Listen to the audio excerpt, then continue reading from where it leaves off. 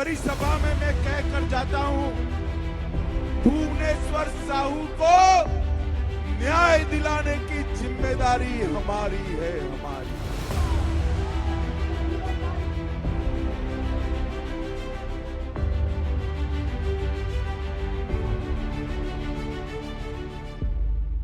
छत्तीसगढ़ विधानसभा चुनाव में भारतीय जनता पार्टी ने बड़ी जीत हासिल की है।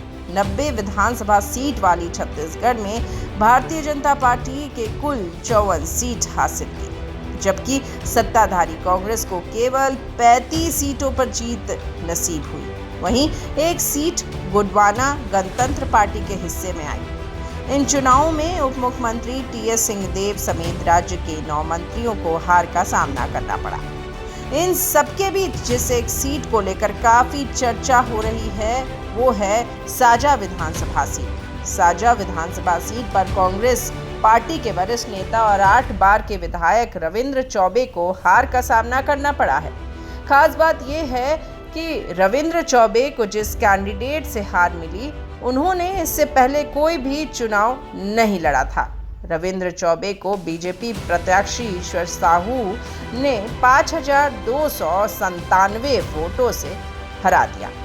पेशों से मजदूर ईश्वर साहू के बेटे की इसी साल राज्य में हुई दंगों में मौत हो गई थी।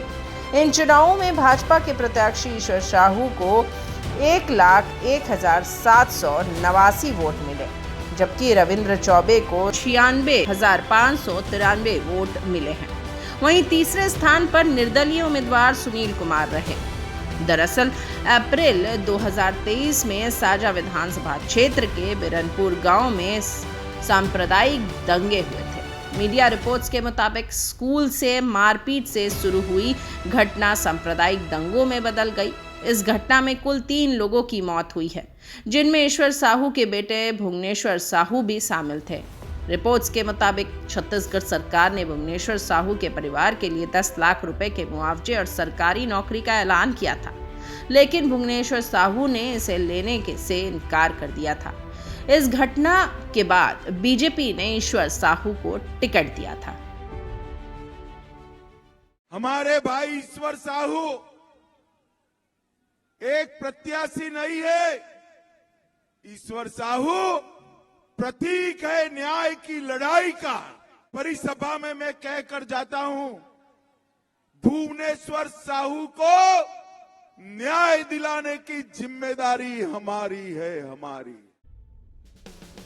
नामांकन के दौरान दाखिल किए हलफनामे के मुताबिक ईश्वर साहू साजा के बिरनपुर प्राइमरी स्कूल से 5वीं पास है। उनके बैंक अकाउंट में करीब 16 लाख रुपए हैं। उन्होंने मीडिया को बताया है कि ये पैसा उनकी बेटे की मौत के बाद चंदे के तौर पर उन्हें मिला है।